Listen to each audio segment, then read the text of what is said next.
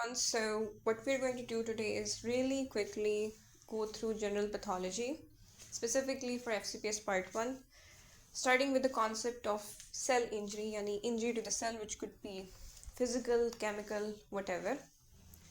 So, so we have to stratify cell injury into injury which is reversible and that which is irreversible, जो कि permanent है. Reversible cell injury की क्या निशानी है? Obviously, when there is some measure of damage to a cell, there is going to be a decrease in the production of the ATP, which is our main energy currency. So, the various pumps, the sodium, potassium, and the calcium pumps, which are very important at maintaining a differential gradient across the various cell membranes, those are not able to work because they need energy. And when the ionic gradients are disturbed, there will be an influx or an entry of liquid, which is specifically water, into the cell. So the cells, they will basically swell up because the injured individual है ना, he is not able to be gainfully employed. और जब वो gainfully employed नहीं है तो he is not bringing money into his home and पैसे के बगैर काम नहीं चलते, मेंटेनेंस नहीं होती घर की. ठीक है, तो जब आयनिक चैनल्स काम नहीं करते हैं और आयनिक ग्रेडियंट्स मेंटेन नहीं होते हैं तो it makes sense that the cells would swell up. This is, you might be tempted to think okay, cellular swelling is, it sounds serious, it's irreversible, but it is in fact reversible. It can be reversed अगर जो source of injury है वो Aahista Aahista remove हो जाए and the ATP is produced, तो आहिस्ता आहिस्ता जो हालात हैं घर के they can be normalized. अभी जो swelling है ये ना सिर्फ साइटोप्लाज्म की है, it will be happening across all the membranes. So mitochondria भी swell करेंगे, ठीक है, they have a membrane, जो एंडोप्लाज्मिक रेटिकुलम है एंड जो गोल्जी अपरेटस है वो तमाम स्वेल करेंगे. अब जो इम्पॉर्टेंट बात है ना, जो हाई यील्ड कॉन्सेप्ट है वो ये कि जो पहला साइन होता है ना रिवर्सिबल सेल इंजरी का, that is reversible cell injury. So ये फर्स्ट मैनिफेस्टेशन है, that is the first indication. ठीक है, आपका एक दोस्त है, he got injured right and he lost his job.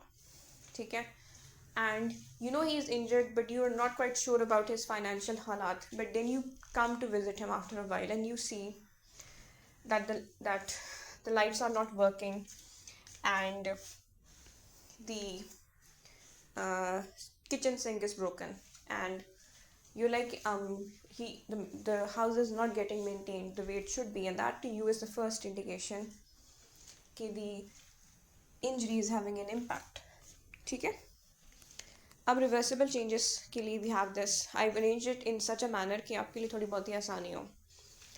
सो ब्लेबिंग, ब्लेब से बन जाते हैं सेल मेम्ब्रेन में, but the integrity of the cell membrane is not impacted because the moment the integrity of the cell membrane is impacted, that is an indication कि हम reversible से irreversible cell injury की तरफ जा रहे हैं. ठीक है, so blebbing of the membrane, cellular swelling, which we've already established is the earliest change observed. Clumping of the chromatin within the nucleus, अभी सिर्फ clumping हो रही है, clumps बन रहे हैं. ठीक है, why? Because the housekeeping is not happening the way it should be. There is a money deficit, no one is earning the money. ठीक है, there is not enough money, there is chaos in the house. ठीक है, and पहले चीज़ें बहुत अच्छी तरीके से रखी हुई होती थी, but now you check the coffee and the coffee is clumped. ठीक है, कॉफ़ी रिप्लेस नहीं कर सकते. ठीक है, there is not enough extra money. ठीक है, and because you are not in the right state of mind, तो you forgot you are not suppose to place a wet spoon inside of something which is a powder. So blebbing है plasma membrane की, there is cellular swelling and there is clumping of the chromatin. There is detachment of the ribosomes. The ribosomes, they're basically normally attached to the rough endoplasmic reticulum, but now they're detaching because they have no money. ठीक है, there is nothing, they cannot make the protein because they do not have the money to do it. ठीक है, क्या होता है, एक बड़ा खानदान है, ठीक है, it goes under. ठीक है, and the people who are basically gainfully employed within that particular mansion, they'll detach themselves from it because obviously you need money in order to work for someone. ठीक है.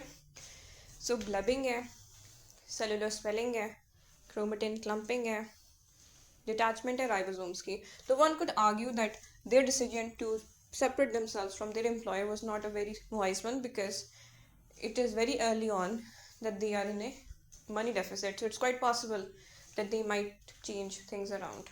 So it's not maybe the best idea to separate yourself from someone who was at some point, very renowned and very powerful at the first sign of distress.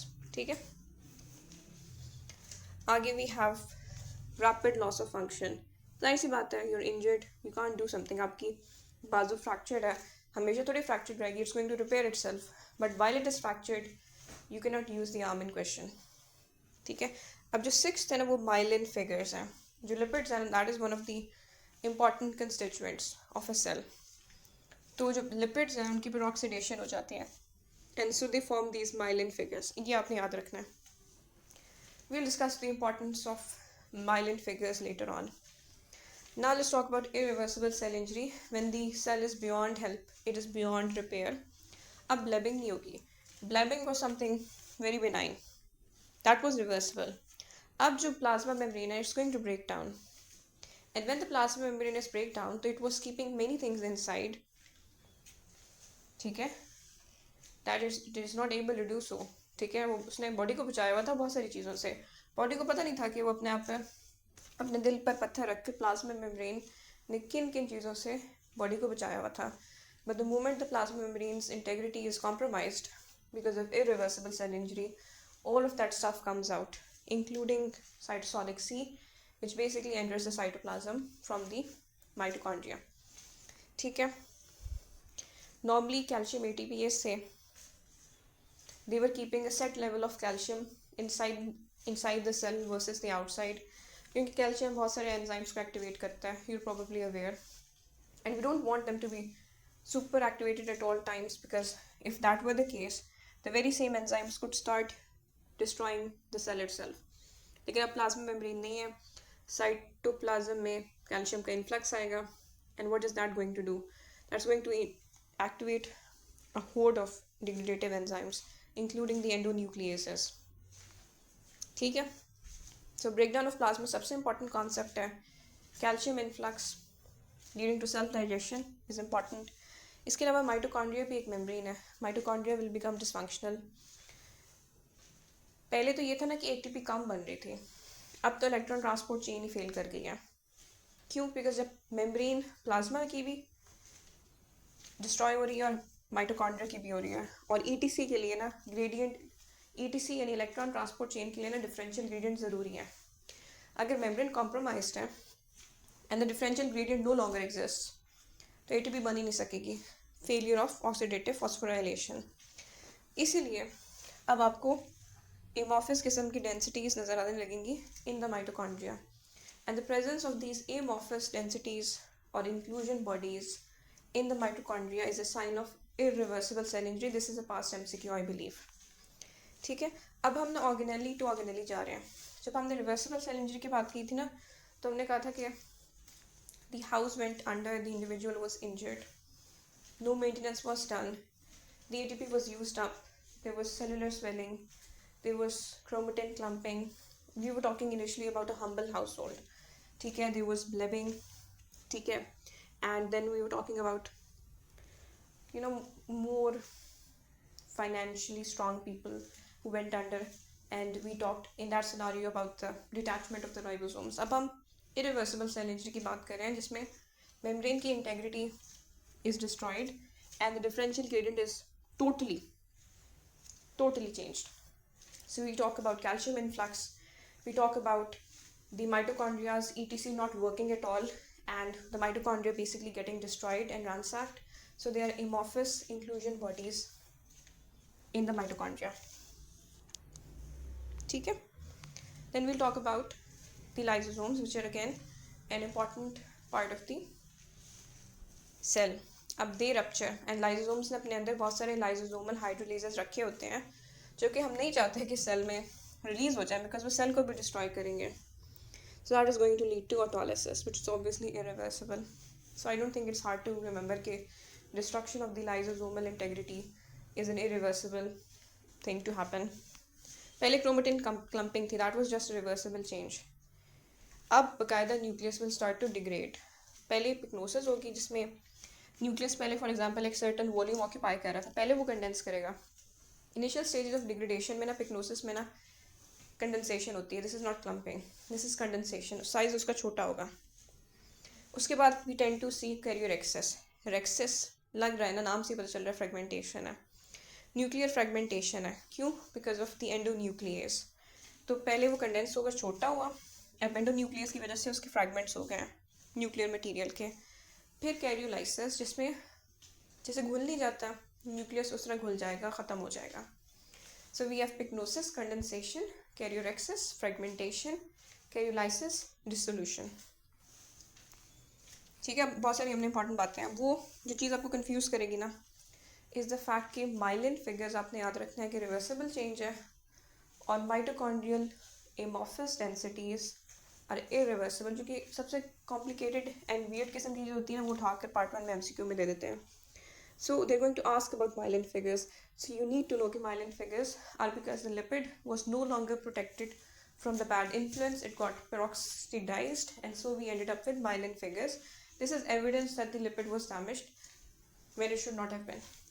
जबकि जो mitochondrial amorphous densities थी ना, that was a sign of irreversible cell damage. Now we'll simply talk about the differences between necrosis and apoptosis. Apoptosis एक clean controlled process है, necrosis is apoptosis में there is membrane blebbing. ठीक है, blebbing is generally seen when we are on purpose, we want the cell to die, the body wants the cell to die. That is a controlled thing. जैसे कि for example there is an individual on death row, maybe he killed someone and the state decides that he should, according to the principle of that he should be put to death, for example.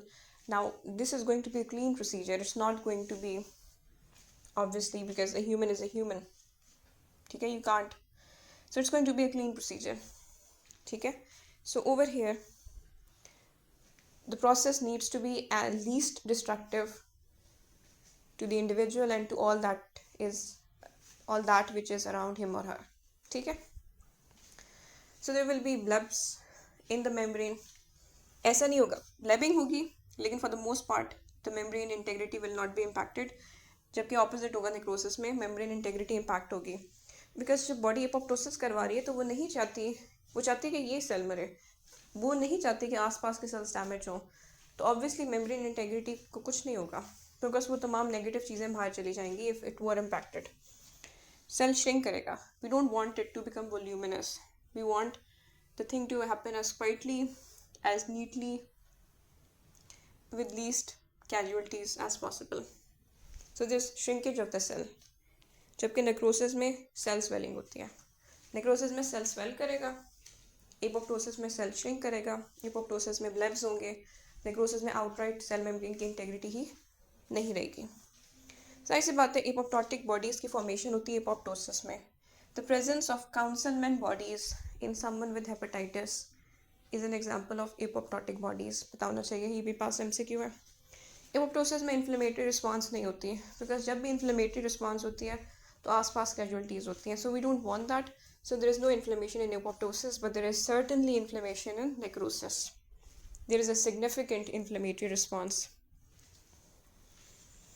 and the inflammation is because of the lysosomal rupture primarily. And we've stated कि हम membranes की integrity के साथ mess around नहीं करते in apoptosis because we want the damage to be as limited as possible.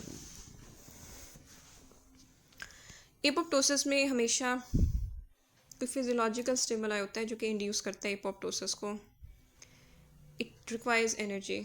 ठीक है, quite obviously necrosis में उस तरह एनर्जी की ज़रूरत नहीं होती.